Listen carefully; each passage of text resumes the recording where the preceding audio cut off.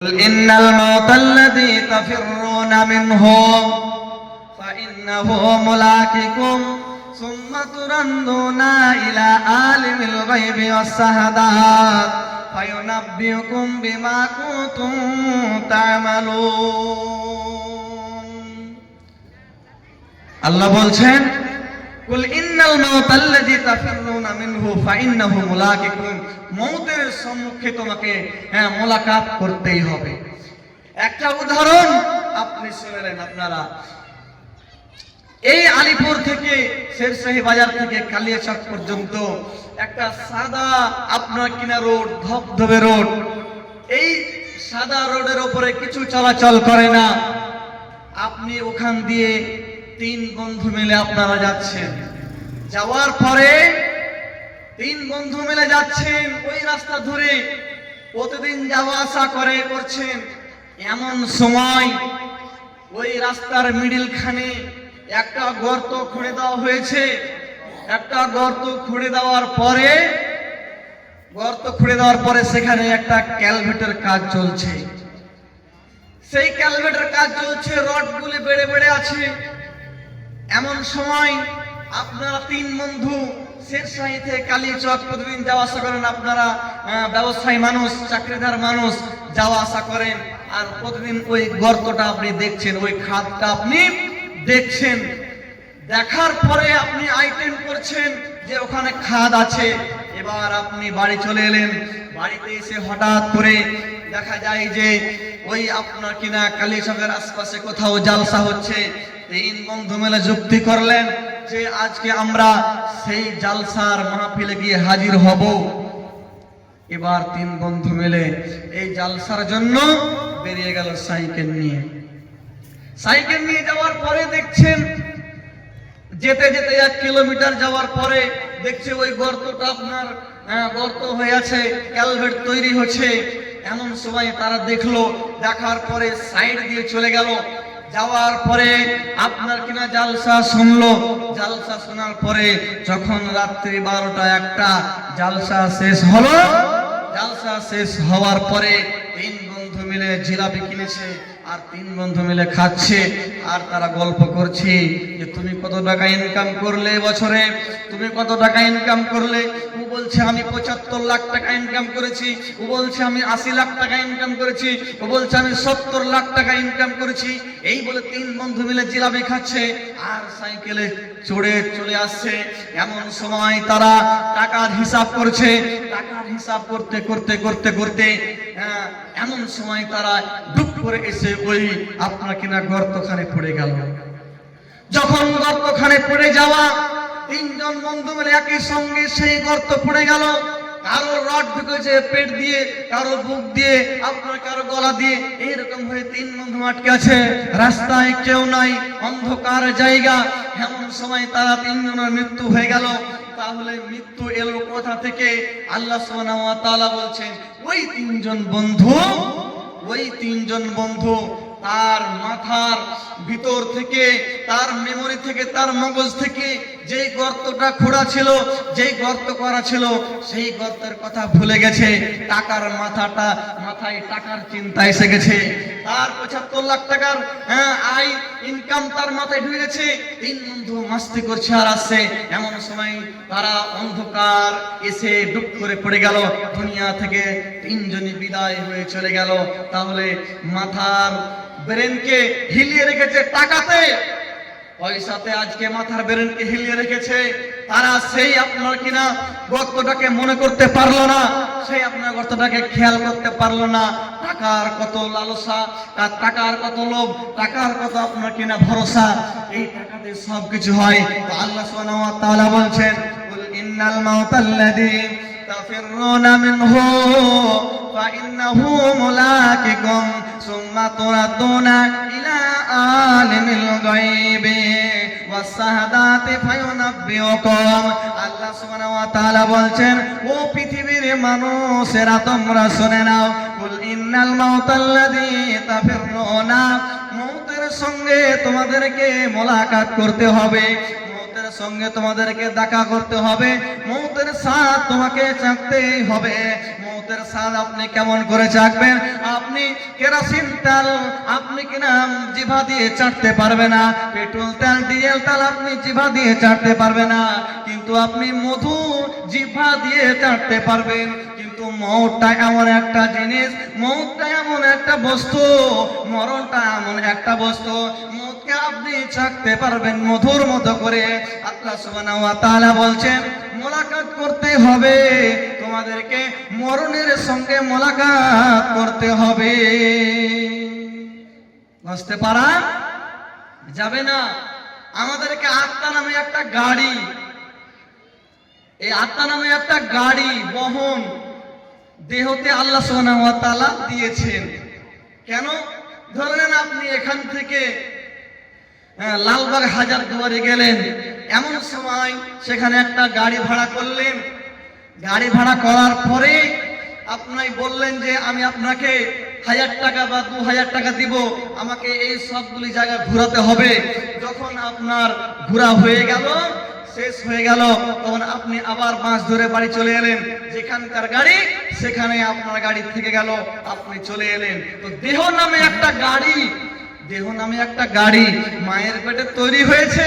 মায়ের পেটে তৈরি হওয়ার পরে আত্মা দিয়েছে, আত্মা দেওয়ার পরে এখানে এসেছি, এখান থেকে আবার আত্মাটাকে কেড়ে নেবে আল্লাহ সুবহানাহু ওয়া তাআলা, আর ওই তোমার দেহ এই মাটিতেই পড়ে রবে।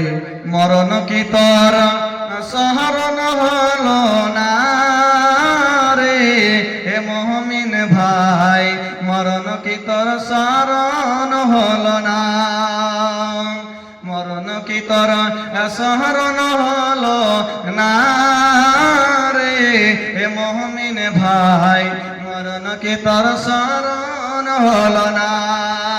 করলি না তুই নামাজ রোজা, হলো রে তোর পাপের বোঝা।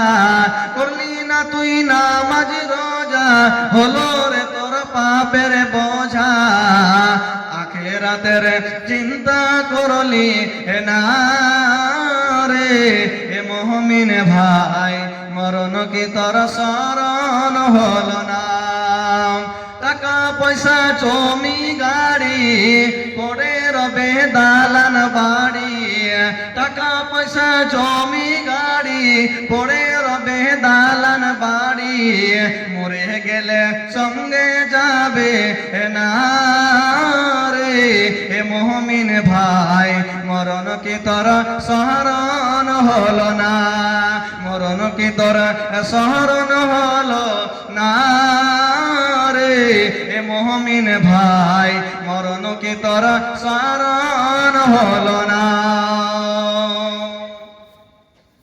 বন্ধুগণ, আল্লাহ সুবহানাহু ওয়া তাআলা বলছেন মৌত তোমার সঙ্গে মোলাকাত করবে, তোমাকে ছাড়বে না। আত্মা এসেছে, আত্মা আবার চলে যাবে, তোমার দেহটায় এই মাটির ভিতরে, মাটির উপরে পড়ে রাখবে। বন্ধুরে আমার, আপনি টাকা পয়সাওয়ালা মানুষ, ধন সম্পদ আপনার আছে, ইনকাম আছে, ব্যবসা বাণিজ্য করে আপনি লাখ লাখ কোটি কোটি টাকা ইনকাম করেছেন। আর ইনকাম করে দেওয়ার পরে, ইনকাম করার পরে আপনার কিনা আপনার ছেলে সন্তান সবকে আপনি রেখে দিয়েছেন। আর আপনি যখন ওই মৃত্যুর শয্যায় ওই খাটলিতে শুয়ে থাকবেন, এমন সময় যখন আপনি অসুখে পড়ে যাবেন, অসুখে পড়ে যাওয়ার পরে ওই টাকা পয়সা জমি জায়গার দিকে আপনি চিন্তা করবেন। ওই টাকা পয়সা জমি জায়গা, ওই গাড়ি বাড়ির দিকে আপনি একটি লক্ষ্য করে দেখবেন। হায়রে দুনিয়ার জিন্দেগি, হায়রে সাদের দুনিয়া, এই দুনিয়া জুড়ে ইনকাম করলাম, কোথায় কি করে আয় করলাম, কোথায় কি করে ইনকাম করলাম। আজকে আমি বয়স হয়ে গেছে, আজকে আমি মৃত্যুর সঙ্গে লড়ছি, আজকে আমি দুনিয়া ছেড়ে চলে যাব, এইগুলো আপনি খেয়াল করবেন। এমন সময় বিছানার উপরে শুয়ে গেছেন, অসুস্থ মানুষ বিছানায় শুয়ে গেছেন, বিছানায় শুয়ে যাওয়ার পরে অসুস্থ হয়ে গেছে। এমন সময় আপনার কিনা আপনার বড় মেয়ে আইলো, আসার পরে আপেল দিচ্ছে, আপনার ওটা মেয়ে এলো, আপনার ছোট মেয়ে এলো। এ সময় আস্তে আস্তে সময় আসতে শুরু করেছে। আমার আব্বা অসুস্থ হয়ে আছে, আমার বাবা অসুস্থ হয়ে আছে। এমন সময় আপনি ফল ফলরে দিচ্ছেন, ফল খেতে দিচ্ছেন। খেতে দেওয়ার পরে বলছে, বড় বেটি বলছে, আব্বা একটু মুখে কি দেওয়া যাবে না? বলছে, বেটি রে আর সময় নাই, আর খাওয়া যাচ্ছে না। আবে মেজো বেটি বলছে, আব্বা একটু মিষ্টিটা মুখে দিয়ে দিয়ে নাও। বলছে, না না, আর আমার দ্বারা সম্ভব হবে না। এইরকম করে করে আপনার কিনা মেয়েরা এসে আপনার তার বাবাকে এইরকম করে বলে। কিন্তু বাবা বলছেন, বেটি রে আর বোধ হয় দুনিয়াতে থাকবো না, আর বোধ হয় দুনিয়ার স্বাদকে আমরা চাকতে পাবো না।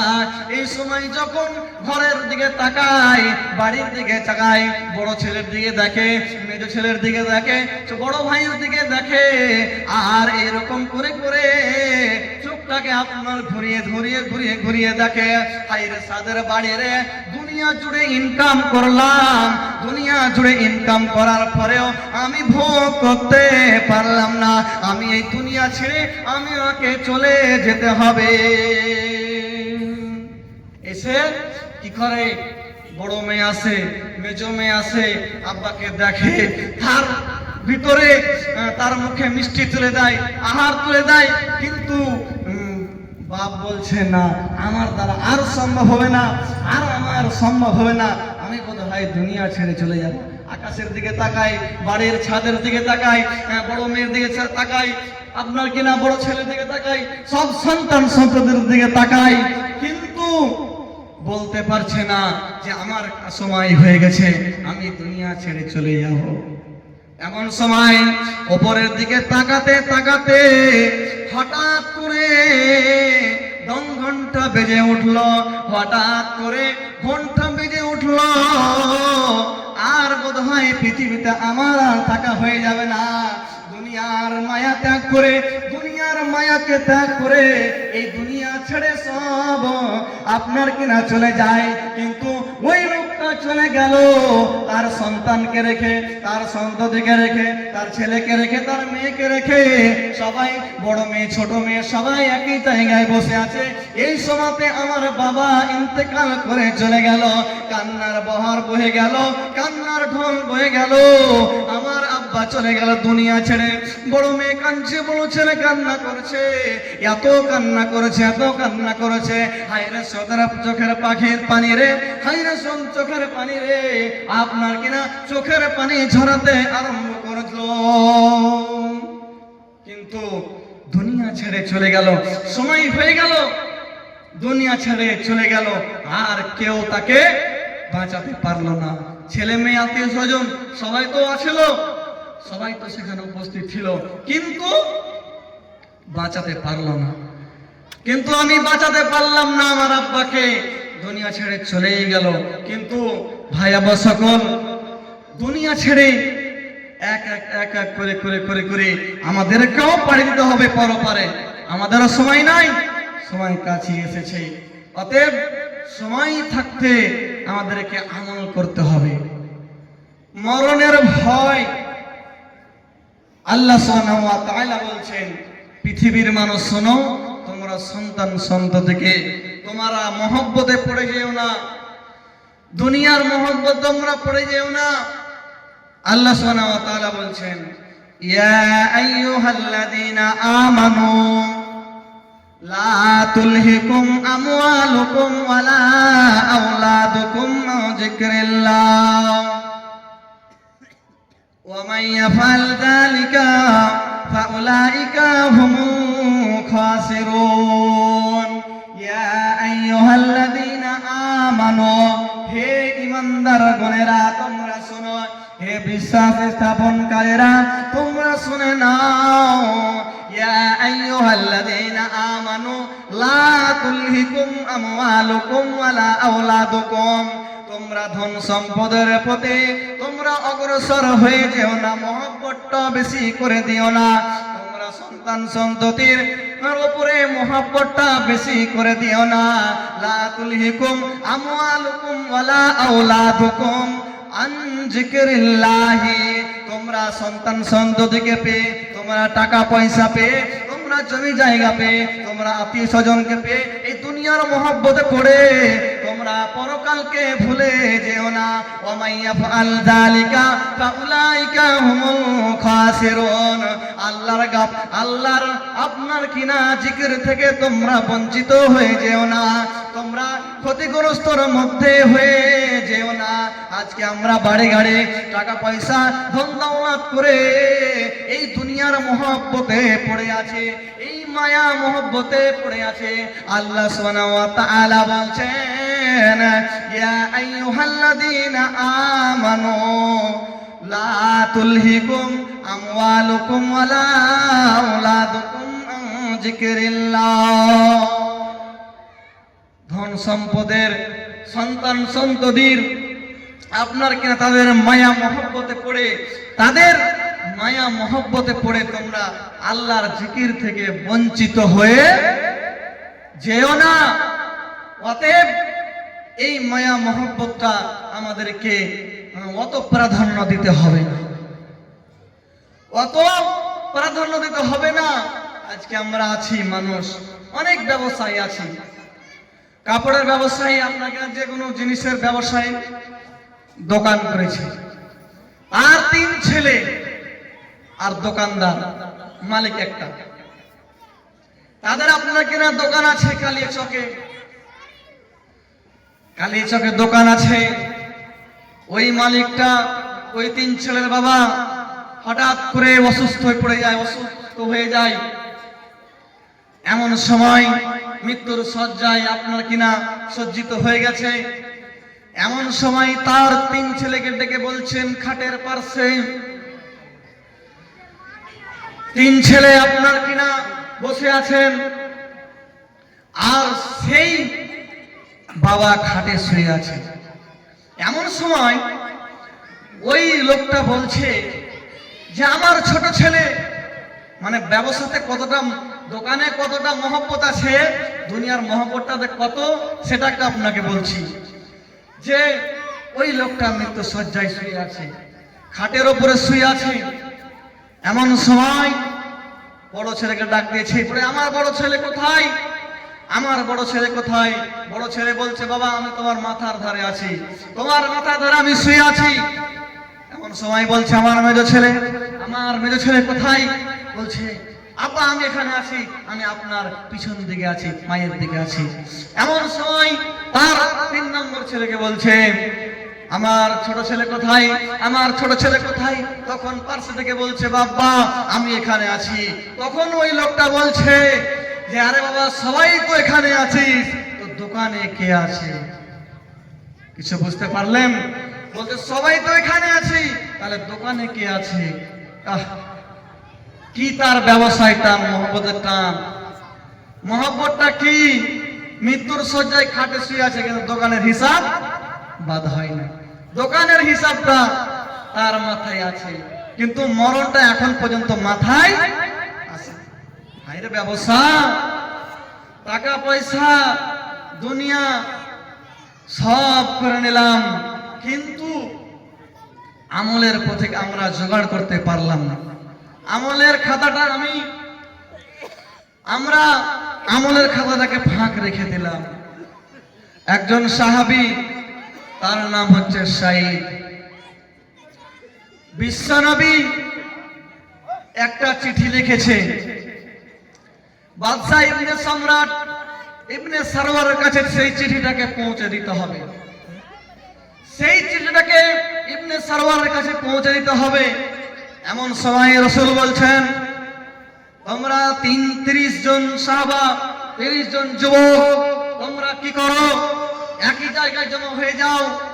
হ্যাঁ, আপনারা কিনা রাজ দরবারে, বাদশাহ সম্রাট ইবনে সরওয়ারের দরবারে তোমাদেরকে এই চিঠিখানা পৌঁছে দিতে হবে। এমন সময় বাদশাহ ইবনে সম্রাট কাছে এই 30 জন সাহাবা, তার নাম হচ্ছে, প্রথম হচ্ছে সাঈদ, তাকে কমান্ডার বানা হলো। বলছেন, সাঈদ তুমি যাও, তোমাকে প্রথম কমান্ডার বানালাম, এই চিঠিটা নিয়ে যাও, ইবনে সারওয়ারের কাছে দিয়ে দিবে। নবী সাল্লাল্লাহু আলাইহি সাল্লাম তাকে বলছেন, এমন সময় ওই সাইদ 30 জন সাহাবাকে রেডি করে নিল। রেডি করার পরে তার আপনার কেনা স্ত্রীর কাছে দেখা করতে গিয়েছে, তার মায়ের সঙ্গে দেখা করতে গিয়েছে। আর দেখা করতে গিয়ে বলছেন, মা, আমি ওই বাদশা ইবনে সারওয়ার কাছে, সম্রাট সারওয়ার কাছে আমাকে বিশ্বনবী পাঠিয়েছেন দিনকে প্রতিষ্ঠা করার জন্য, এই চিঠিটা নিয়ে পাঠিয়েছেন, এই কাগজটা নিয়ে তার কাছে যেতে হবে। তখন তার মা বলছেন, বেটা শোনো, ওই লোক তো ভালো নয়, ওই তো মানুষকে হত্যা করে দেয়, মানুষকে কাতাল করে দেয়। তখন সাইদ বলছে, হে আমার আম্মা, তুমি এমন কথা বলবে, তুমি এমন কথা বলবে? আমি মরণকে ভয় করি না, মরণকে ভয় করি না, আজ নয়তো কাল আমাদেরকে এই দুনিয়া তো ছেড়ে চলে যেতে হবে, কিন্তু নবী যে কথা বলেছেন সেই কথা কিন্তু খেলাপ করা যাবে না। তখন মা হাতে পায়ে ধরছে, বুঝাচ্ছে। এমন সময় বলছে, মা, তোমার বিবি এইরকম অবস্থা হয়েছে, আপনার কিনা সন্তান হব, সন্তান প্রসবের বেদনায় ঘরে ছটফট করছে, তুমি এই সময় কোথায় যাবে? এমন সময় বাদশা ইবনে আপনার কিনা সাইদ, হযরতে সাইদ তার বিবিকে দেখে গিয়ে বলছে, আমি তাহলে আমার বিবির সঙ্গে একটু দেখা করে নি। তখন দরজার কাছে গেল, যাওয়ার পরে চকাটে হাত রেখে দেখছেন বিবি আমার সন্তানের প্রসবের জন্য ছটফট করছে। এমন সময় বিবিকে যদি বলি যে আমি ওই চলে যাব সম্রাটের ইবনে সারওয়ারের কাছে, তো আমার বিবি কষ্ট পাবে, এমনিতে আপনার কিনা দুইটা লোড নিতে পারবে না। এমন সময় তার বিবিকে এইরকম করে আপনার কিনা ঘরে দুয়ারে হাত রেখে তার বিবিকে দেখছে, আর বিবি আপনার কিনা ব্যথায় যন্ত্রণায় ছটফট করছে। এমন সময় সাইদ বলছে, আমি এই কথা আর বলতে পারবো না, যদি বেঁচে থাকি তাহলে আসবো, না হলে কাল কিয়ামতের ময়দানে আমার দেখা হবে। এই সময় চলতে শুরু করলো। চলতে শুরু করার পরে ঘোড়ার পিঠে সওয়ারি হয়ে গেল। কিছু দূরে গিয়ে যাওয়ার পরে সাইদের একটা সন্তান হয়ে গেল, তার বিবির পেট থেকে একটা সন্তান হয়ে গেল, পুত্র সন্তান। তার মা ডেকে বলছেন, বেটা সাইদ রে, তোমার এখনই একটা পুত্র সন্তান হয়েছে, তুমি একটি বার তাকে ফিরে এসে তুমি দেখে যাও। সাইদ বলছেন, মা, আমি আর হবে না, আমার আর দেখা হবে না, কেননা আমি আর পিছন দিকে মুখ ফেরাবো না, বিবির দিক দেখবো, ছেলের দিক দেখবো, মহব্বত বেড়ে যাবে, অতএব আমি আর পিছন দিকে ফিরে তাকাবো না। এইরকম করে ঘোড়ার পিঠে করে 30 জন সাহাবা চলে গেলেন। চলে যাওয়ার পরে বাদশা ইবনে সারওয়ারের দরবারে গিয়ে হাজির হয়ে গেল। সেখানে গিয়ে হাজির হয়ে গেল, সন্তানের মুখ দেখলো না, সন্তানের মুখ দেখলো না, চলে গেল। এখন আপনার কিনা একটু ছেলে যদি আপনার নাক দিয়ে ফোঁটা পড়ে, তাহলে আপনি ফোন করে দিলেন, তাড়াতাড়ি আসেন, ছেলেকে জ্বর হয়ে গেছে, তাড়াতাড়ি আসেন, একবার ছুটে চলে এলো। সন্তান হওয়ার পরে কিছুটা দূরে গেছে, তবুও ফিরে ডাকছে মা, কিন্তু এলো না, চলে গেল, গিয়ে হাজির হয়ে গেল। এমন সময় বাদশা ইবনে সম্রাটের দরবারে গিয়ে হাজির। প্রহরীকে বলছেন, মন্ত্রীকে বলছেন, কই তোমাদের বাদশা ইবনে সারওয়ার কই? বলছেন, ভিতরে আছে। বলে, মদিনা থেকে 30 জন আপনার কিনা যুবক এসেছে, যাও খবরটা দিয়ে দাও। 30 জন যুবক আসার পরে গিয়ে বলছে মন্ত্রী মশাইকে যে বাদশা ইবনে সম্রাটকে বলছে 30 জন মদিনা থেকে 30 জন একবার নওজওয়ান যুবক এসেছে, বলছে তাদেরকে আসতে বলো। তারা আসলো। আসার পরে এবার আপনার কিনা হযরত সাইদ চিঠিটাকে বের করে ওই সম্রাটের হাতে দিয়ে দিল। সম্রাট বসেছিল সিংহাসনে। এমন সময় তার আগা দিকে দেওয়া হলো, সেই আপনার কিনা দেখছেন, চিঠিটা পড়ে দেখছেন যে আমাকে মুহাম্মদকে নবী বলে মেনে নিতে হবে, এই কথাটা চিঠির মধ্যে লেখা ছিল। অতএব বলছেন, সাইদ, এদেরকে ছাড়বে না, এদেরকে শিকলবন্দি করে দাও, এদেরকে ছাড়বে না, এদেরকে তুমি শিকলবন্দি করে দাও, এদের হাতে তোমরা বেড়ি পড়ে দাও, এদের হাতে রশি পড়ে দাও, এদেরকে সব কটাকে বেঁধে দাও। বেঁধে দেওয়ার পরে এদেরকে সূর্যাস্ত যাওয়ার আগে আগেই তাদেরকে কাতাল করে দেব, হত্যা করে দেব। সাইদ মনে মনে ভাবছে, আমার তো সন্তান রেখে এসেছে, আমার সন্তান, আমার মা, আমার স্ত্রী, আমার সবাই তো বাড়িতে আছে, এই রকম কি ঝামেলা হয়ে গেল। এমন সময় বলছেন, এরই মধ্যে সাইদ উঠছে আর বসছে, উঠছে আর বসছে। তখন বাদশাহ ইবনে সরওয়ার বলছেন, তোমাকে তো চিনা চিনা লাগছে। বলে, বাদশাহ আপনি আমাকে চিনতে পারবেন, একদিন আপনি তায়েফের ময়দান দিয়ে যাচ্ছিলেন, ঘোড়া নিয়ে দ্রুত গতিতে ঘোড়া নিয়ে চলতে শুরু করছিলেন। এমন সময় আপনার কিনা ঘোড়ার আঘাতে একবার ঠ্যাস লেগে ঘোড়াটা পড়ে গেছিল, আপনি পড়ে গেছিলেন, আপনার জ্ঞান ছিল না, আপনাকে আমি উঠিয়ে নিলাম, আপনাকে আমি উঠিয়েছিলাম, আপনার চোখে মুখে, আপনার চামড়ার মশকে আমার পানি ছিল, চোখে মুখে আপনার পানি ছিটিয়ে আপনাকে আমি আপনার জ্ঞান ফিরিয়ে দিয়েছিলাম। বলছে, তুমি আমার ভালো কাজ করেছে, কিন্তু তোমাদেরকে আমি আজকে কাতাল করবই, সূর্যাস্ত যাওয়ার আগে আগেই কাতাল করব। তো যাই হোক, এটা একটা যুব কমিটির জালসা, তো দান দিয়ান এত মসজিদের জন্য নয়, অতএব যে যা পারবেন 100, 200, 500 এই জালসার খরচ আছে, প্যান্ডেল আছে, আপনার মাইক ভাড়া আছে, আপনার আরো কিছু আছে, খরচ হবে। তো আপনাদের কাছে আমি একটাই অনুরোধ রাখবো যে আপনারা 500 টাকা করে আপনারা 10 জন ব্যক্তি দেন, 10 জন ব্যক্তি 500 করে দেন। আমি এই ঘটনাটা বলছি, এই ঘটনাটার মধ্যে মধ্যে আপনারা দিয়ে যাবেন। তারপরে এবার বাদশাহ ইবনে সম্রাট বলছে, তোমাদেরকে কাতাল করে দেব, তোমাকে ছাড়া যাবে না। এমন সময় হযরতে সাঈদ বলছেন, বাদশাহ ইবনে সম্রাট, আমার বিবির সন্তান হয়েছে, আমি সন্তানের মুখটাও দেখতে পাইনি, আমি সন্তানের মুখটাও দেখতে পাইনি। আমি যখন বাড়ি থেকে 100 মিটার দূরে এসেছি, তখন আমার আব্বা, আমার মা ডাক দিয়ে বলছেন, বেটা সাঈদ, তোমার পুত্র সন্তান হয়েছে, এ কথা আমার মা বলেছে, কিন্তু আমি আমার মায়ের ডাকে সাড়া দিইনি, আর ফিরে আমি যাইনি। অতএব আমাকে একটু সময় দেন, আমাকে তো আপনি কাতাল করবেন, আপনি তো মারবেন, অতএব আপনি কি করেন, আমাকে একটুকু সময় দেন। সময় দেওয়ার পরে আমি আপনার মায়ের সঙ্গে, আমার স্ত্রীর সঙ্গে, আমার সন্তানের সঙ্গে আমি একটু দেখা করে আসবো। বলছেন, না, সময় তো দেওয়া যাবে না। কতগুলো লোক বলছে, মন্ত্রী বলছে, ই মরণের ভয়ে পালাতে চাইছে, একে ছাড়বেন না। আরেকজন ছিল লোক, ভালো লোক, তার নাম হচ্ছে ইসহাক। এমন সময় বলছে, বাদশাহ তুমি একে ছেড়ে দাও, এই সত্যবাদী ছেলে, একে তুমি ছেড়ে দাও, ঠিক সময়ে ও চলে আসে ফিরে। ও যদি ঠিক সময়ে না আসে, তাহলে আমি গর্দান দিয়ে দেব, আমার গর্দানটা তুমি কেটে দেবে। এমন সময় চলে গেল সাঈদ, আসতে একটু দেরি হয়ে গেছে। ওই নিরীহ মুসলমানটাকে মানে আপনার জল্লাদের কাছে শুয়ে দেওয়া হয়েছে, কাটা হবে। এমন সময় সাঈদ এসে হাজির হয়ে গেল। বলছে, সাঈদ আসার পরে এমন সময় সবাই রাজপ্রাসাদে চমকে উঠে গেল। এই যে সাঈদ চলে এসে, এই নিরীহ মুসলমানটাকে আপনি ছেড়ে দেন, একে আপনি মার্ডার করিয়ে না, একে আপনি কাতাল করে দিয়েন না, অতএব কি করবেন, একে ছেড়ে দেন। তাকে ছেড়ে দিল। তারপরে সাঈদ কি সিংহাসন থেকে লাফিয়ে উঠে পড়ে গেল।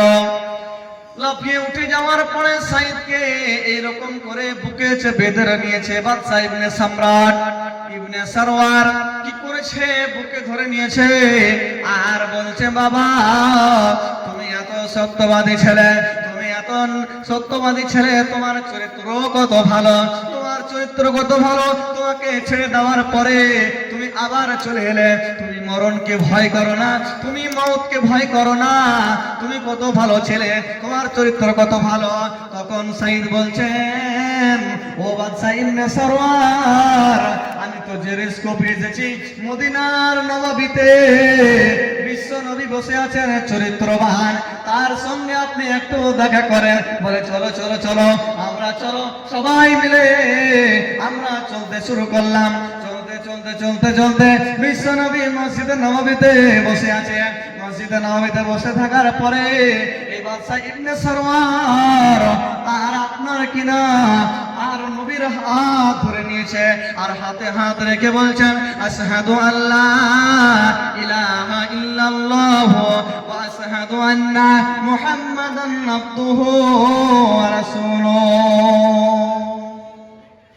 হাতে হাত রেখে কালেমা পড়ে নিলেন। সাইদ মওতের ভয় করেনি, মওতের কষ্ট, মওতের জ্বালা, মওতের ব্যথা, মওতের বেদনা, মওতের যন্ত্রণা কই।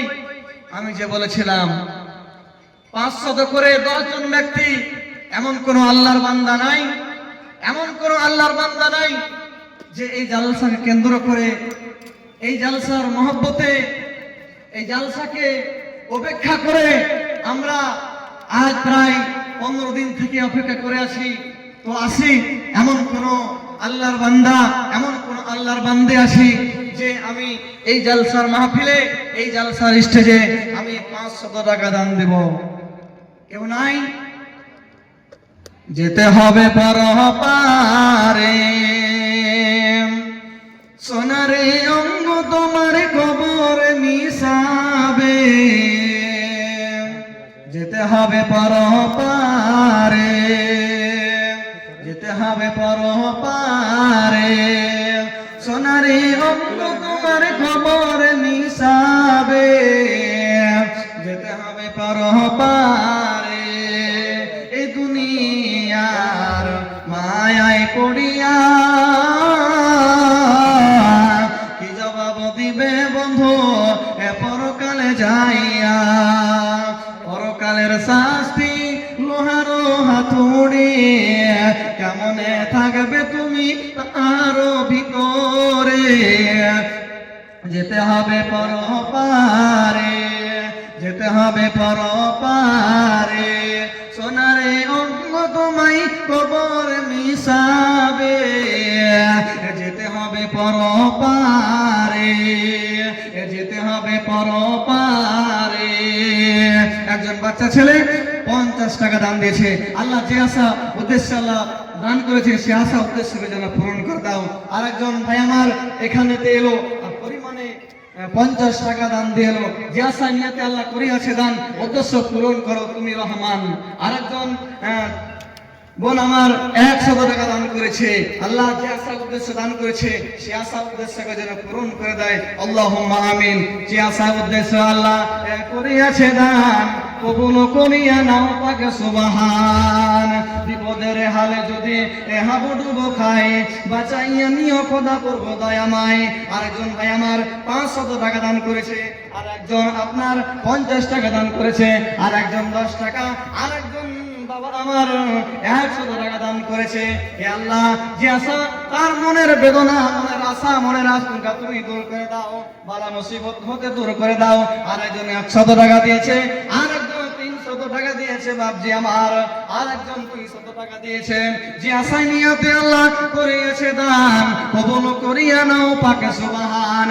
আমি পাবে কাকে সারে দোয়া করব কত, আল্লাহ তুমি নাকি দাও তোমার মন মতো। বিপদের হালে যদি হাবুডুবো খায়, বাঁচাইয়া নিও খোদা ওগো দয়াময়। মা বাপের নেকে ছেলে কাজে গেল জানা, তুই জীবনের ভুল করো মার্জনা, অপরন্ত দয়া সীমা কিছু নাই, দয়া দানে পার করো তুমি দয়াময়। আর একজন ছোট বাচ্চা 20 টাকা দান দিয়েছে, আর একজন 20 টাকা, আর একজন ভাই আমার 100 টাকা দান করেছে। যে আশাই নিয়াতে আল্লাহ করে আছে দান, নিয়াতে আল্লাহ করে আছে দান, কবুল করিয়া নাও পাক সুবহান। আমি পাবে কাকে সারে দোয়া করব কত, আল্লাহ তুমি নাকি দাও মতো। ধনকার মাঝি আমায় পার করে দাও, দেরি করিস না।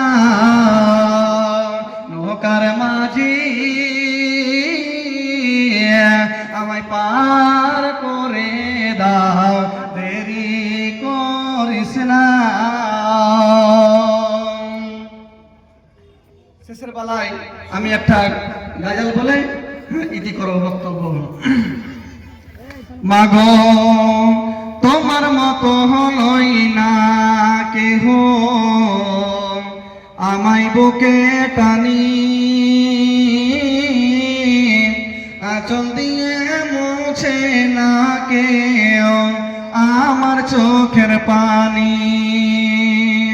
মাগো তোমার মতো হলই না কেহ, আমায় বুকে টানি আঁচল দিয়ে মুছে না কেউ আমার চোখের পানি।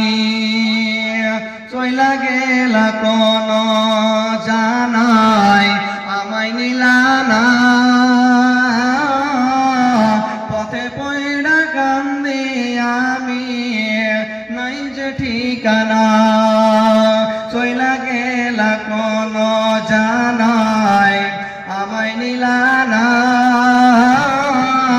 পথে পয়ড়া কান্দি আমি নাই যে ঠিকানা। জীবন আমার কেমন যাইব একটু ভাবনি,